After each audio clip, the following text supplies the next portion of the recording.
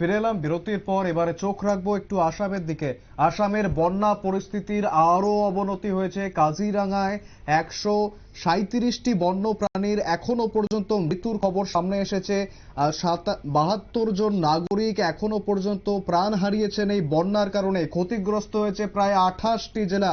আসামের বন্যায় ক্ষতিগ্রস্ত 20 লক্ষেরও বেশি মানুষ। ত্রাণের কাজ লাগাতার চলছে, মুখ্যমন্ত্রী জানিয়েছেন। তবে পরিস্থিতি আরো অবনতি হচ্ছে। আমরা বিস্তারিত জানবো। আমাদের সঙ্গে রয়েছেন আমাদের প্রতিনিধি বিপ্লব চন্দ্র। বিপ্লব দা, ঠিক কি জানা যাচ্ছে? দেখো, ইতিমধ্যে কিন্তু উত্তর পূর্বাঞ্চলের আসাম কিন্তু বন্যা পরিস্থিতি ধীরে ধীরে ভয়াবহ হচ্ছে। যে ইতিমধ্যে যেখানে যে আসামের 28টি জেলা, সেই 28টি জেলার 27 লক্ষের উপর, অর্থাৎ প্রায় 28 লক্ষের লোক কিন্তু ক্ষতিগ্রস্ত হয়েছে এবং তারা কিন্তু তাদেরকে কিন্তু শরণার্থী শিবিরে তাদেরকে মোতায়েন করা হয়েছে এবং রাজ্য এবং জাতীয় বিপর্যয় মোকাবিলা কমিটি, দমকল কমিটি এবং আরক্ষা প্রশাসন কিন্তু সবচেয়ে বেশি নজর রাখছে গোটা আসামের উপর। কারণ এই গত কয়েকদিনের এই বন্যার ফলে কিন্তু সবচেয়ে বেশি ক্ষতিগ্রস্ত হয়েছে আসামের বেশ কয়েকটি অংশ এবং যেখানে কিন্তু সবচেয়ে বেশি এত পরিমাণের লোক কিন্তু ক্ষতিগ্রস্তের শিকার হয়েছেন, যার কারণে কিন্তু 233টি ক্যাম্পের মধ্যে 70টি ক্যাম্প জলমগ্ন রয়েছে। ওই জলমগ্ন ক্যাম্পগুলোতেই কিন্তু বিভিন্ন ভাবে কিন্তু তাদেরকে রাখা হচ্ছে বা রাখার ব্যবস্থা করা হয়েছে। তবে একটা জিনিস বলবো যে এই বন্যা পরিস্থিতি এতটাই প্রবল যে যার কারণে কিন্তু গত দুদিনে 137টি বন্য প্রাণীর মৃত্যু হয়েছে, যার মধ্যে রয়েছে 104টি হরিণ, 6টি গন্ডার, 2টি সাম্বার হরিণ রয়েছে এবং গাড়ির ধাক্কায় মৃত্যু হয়েছে আরো 2টি হরিণের। এবং তাছাড়া বিভিন্ন জায়গা থেকে আরো 22টি পশুর মৃতদেহ তারা উদ্ধার করেছে। অর্থাৎ এই যে বন্যা পরিস্থিতি এতটাই ভয়াবহ, যার কারণে বন্য হাতি, বিশেষ করে গন্ডার এবং হাতিরও কিন্তু মৃত্যু হয়েছে এবং যার কারণে আসাম সরকার বা আসামের মুখ্যমন্ত্রী এই বিভিন্ন এলাকাতে কিন্তু ত্রাণ সামগ্রী পাঠিয়েছেন এবং প্রাকৃতিক বিপর্যয়ের কারণে বহু মানুষ ঘরবাড়ি ছাড়া হয়েছেন এবং তারা কিন্তু উঁচু জায়গাতে কিন্তু তারা আশ্রয় নিয়েছেন।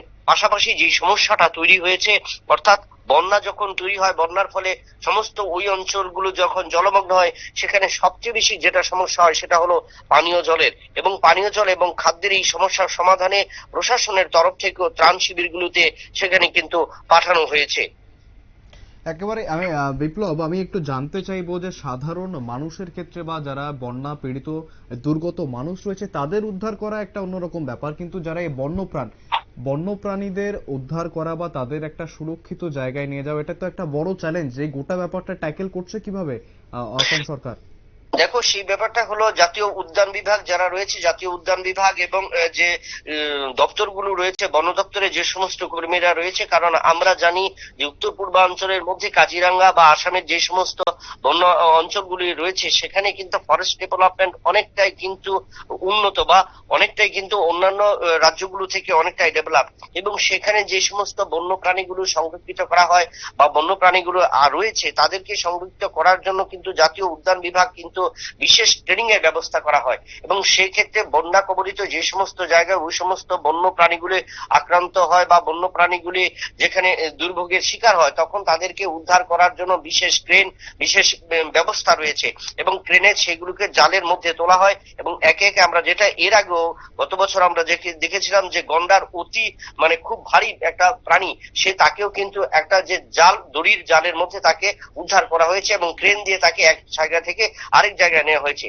এবং পাশাপাশি বিভিন্ন ক্ষেত্রে এই যে সীমা রয়েছে, বিভিন্ন জায়গার যে বনাঞ্চল রয়েছে, এই বনাঞ্চলের কিছু কিছু সংরক্ষিত জায়গা রাখা হয়, উঁচু জায়গা রাখা হয়, যেখানে বন্যার কবলিত হলে ওই সমস্ত পশু পাখিদের বা জীব জন্তুদের সেখানে প্রবেশ করানো হয়। সেখানেও একটা তাদের করিডোর রয়েছে এবং সেখানে নেটের করিডোর থাকে।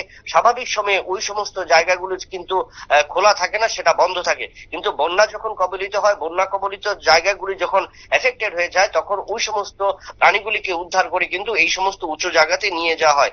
বিশেষ করে দেখা যায় যে এবারের এই যে বন্যা, তাতে কিন্তু নলবাড়ি, কামরূপ, ডিব্রুগড়, লখিমপুর দক্ষিণ শালমারা, জোরহাট থেকে হাইলাকান্দি, করিমগঞ্জ বিভিন্ন জায়গা, বিশেষ করে নিম্ন অঞ্চলগুলো কিন্তু সবচেয়ে বেশি জলে প্লাবিত হয়েছে।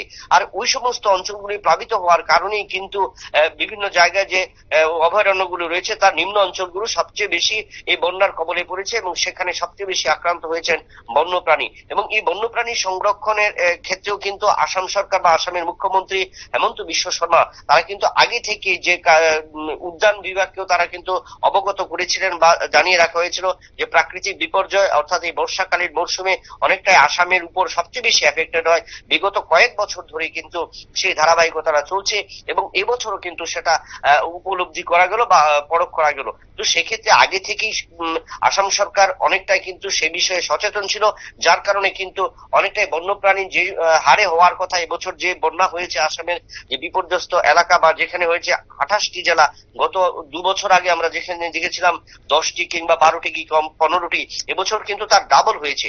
সেই 28টি জেলার 27,74,000-এর বেশি মানুষ ক্ষতিগ্রস্ত। তাহলে বোঝা যায় যে সেই মানুষ, যে 27 লক্ষ মানুষ প্রায় একটা ত্রিপুরার জনসংখ্যার কাছাকাছি, সেই জায়গায় দাঁড়িয়ে এই যে বনাঞ্চল রয়েছে তার পাশাপাশি মানুষ রয়েছে, প্রত্যেককে উদ্ধার করার ব্যাপারে আসাম সরকার কিন্তু একটা বড় ভূমিকা নিয়েছে এবং তার কারণে কিন্তু বড় ক্ষতিগ্রস্তের হাত থেকে কিন্তু একটা রক্ষা করা গেছে। একেবারে বিপ্লব, আমি এখানে একটু জানতে চাইবো যে ইতিমধ্যেই 72 জন প্রাণ হারিয়েছেন, প্রায় 20 লক্ষের উপরে মানুষ বন্যার জন্য ক্ষতিগ্রস্ত। 28টা জেলা এখনো ক্ষতিগ্রস্ত হয়েছে এই বন্যার কারণে। আরো উত্তর পূর্বাঞ্চল জুড়ে বৃষ্টিপাতের সম্ভাবনা রয়েছে, ভারী বৃষ্টিপাতের সম্ভাবনা রয়েছে, যে কারণে আশঙ্কা করা হচ্ছে বন্যা পরিস্থিতির আরো অবনতি হতে পারে। সেই ক্ষেত্রে আসাম সরকার বা অসম সরকার ঠিক কি কি পদক্ষেপ নিচ্ছে? দেখো, আসাম সরকার সেই ক্ষেত্রে যেটা সরকারি পদক্ষেপ নেওয়া তারা সবচেয়ে বেশি, কারণ আগামী 4-5 দিন কিন্তু উত্তর পূর্ব ভারতে বর্ষার যে মৌসুম, যে আবহাওয়া দপ্তর যে দিয়েছে সেই অনুযায়ী কিন্তু উত্তর পূর্বাঞ্চলের আসাম থেকে শুরু করে অন্যান্য রাজ্যগুলিতে, নাগাল্যান্ড, মণিপুরে এবং নিম্ন অঞ্চলগুলিতে কিন্তু ভারী এবং অতি ভারী বৃষ্টির সম্ভাবনা রয়েছে। এবং সেই বৃষ্টির কারণে আসাম বা উপত্যকায় যে সমস্ত নদীগুলো রয়েছে সে সমস্ত নদীগুলোর কিন্তু জলস্ফীতি আরো বৃদ্ধি হবে এবং জলস্ফীতি বৃদ্ধি হলে বর্তমান সময়ে প্রায় 28টি জেলা জলমগ্ন হয়েছে। আগামী যদি বৃষ্টি আরো ভারী বৃষ্টি হয় সেক্ষেত্রে আরো কিছু জেলা কিন্তু সেই জলমগ্ন হবে। তার কারণে কিন্তু যেখানে 27,74,000-এর বেশি মানুষ এখন বন্যার কবলিত বা বৃষ্টির কারণে তারা ক্ষতিগ্রস্ত হয়েছে, সেখানে এই সংখ্যাটা আরো বেড়ে যাবে। এবং তার কারণে কিন্তু আসাম সরকার বিভিন্ন ক্ষেত্রে বিভিন্ন জায়গাগুলিতে অর্থাৎ শরণার্থী শিবির বা বিভিন্ন যে ক্যাম্প করা হয়েছে সেই সমস্ত ক্যাম্প বাড়ানোর জন্য কিন্তু সরকারের তরফ থেকে সরকার প্রশাসনকে কিন্তু জানিয়ে দেওয়া হয়েছে। পাশাপাশি বিভিন্ন স্কুলগুলোকে ছুটি দেওয়া হয়েছে, কারণ বিশেষ করে আমরা দেখে থাকি যখন এই বন্যা কবলিত ক্ষতিগ্রস্ত এলাকাগুলি হয় সেখানে লোয়ার বা লোল্যান্ড এরিয়াগুলো হয়, সেখানে পার্শ্ববর্তী এলাকাতে যে সমস্ত স্কুলগুলো বা যে সমস্ত উঁচু বিল্ডিং রয়েছে সেই সমস্ত বিল্ডিং গুলিতেই কিন্তু শরণার্থীদের স্থানান্তরিত করা হয় বা রাখার ব্যবস্থা করা হয়। তবে সেক্ষেত্রে আরেকটা অসুবিধা হয়, কারণ সেখানে ত্রাণ পৌঁছানোর ক্ষেত্রে অনেকটা অসুবিধা হয়ে যায়। তো বিগত সময়ে বা বিগত দিনে আমরা যেটা আসামে দেখেছি, একের পর এক যে স্পিড বোট ব্যবহার করা হয়েছে, এনডিআরএফ এর কর্মীরা, অগ্নি নির্বাপক দপ্তরের কর্মীরা এবং বন্যা কবলিত তাদের যে বিশেষ একটা টিম করা হয়েছে এবং সেনাবাহিনীর টিমকেও কিন্তু নজরদারি রাখা হয়েছে। আসামে এর আগে আমরা দেখেছিলাম 2002 সালে যখন সেই বন্যা হয়েছিল তখন কিন্তু সেই শরণার্থী শিবিরগুলোতেও যখন জলমগ্ন হয়েছিল তখন কিন্তু হেলিপ্যাডের মাধ্যমে ছাদের উপরে কিন্তু হেলিকপ্টারের মাধ্যমে সেই সমস্ত ত্রাণ শিবিরগুলিতে কিন্তু খাবার পৌঁছে দেওয়া হয়েছে।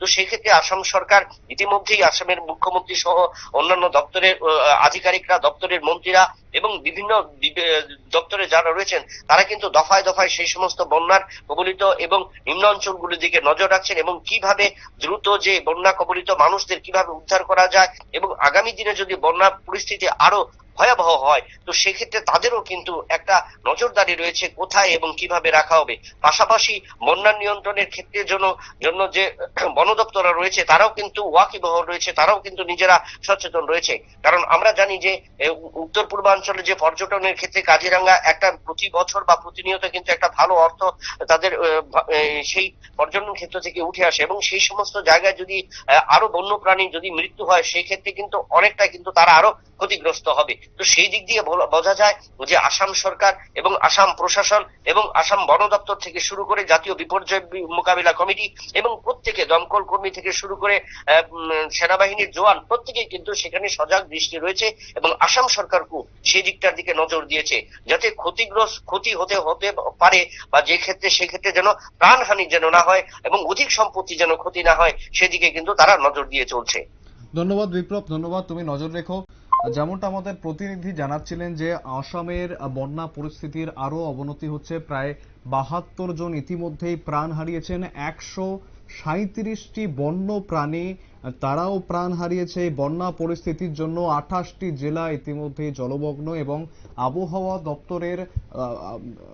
দপ্তরের প্রেডিকশন অনুযায়ী এই গোটা বৃষ্টিপাতটা কিন্তু আরো ভারী বৃষ্টিপাত হতে পারে উত্তর পূর্বাঞ্চলে, যার ফলে বন্যা পরিস্থিতির আরো অবনতি হতে পারে এবং সেই আশঙ্কাই করছে। তবে অন্যদিকে যেমনটা জানাচ্ছিলেন আমাদের প্রতিনিধি, আসাম সরকার কিন্তু একেবারে প্রস্তুত, কঠোর হাতে এই গোটা ব্যাপারটাকে যুদ্ধকালীন তৎপরতার সঙ্গে সবাইকে উদ্ধার করার জন্য, বন্য প্রাণী থেকে সাধারণ মানুষ প্রত্যেককে উদ্ধার করার জন্য অসম সরকার কিন্তু একেবারে প্রস্তুত রয়েছে।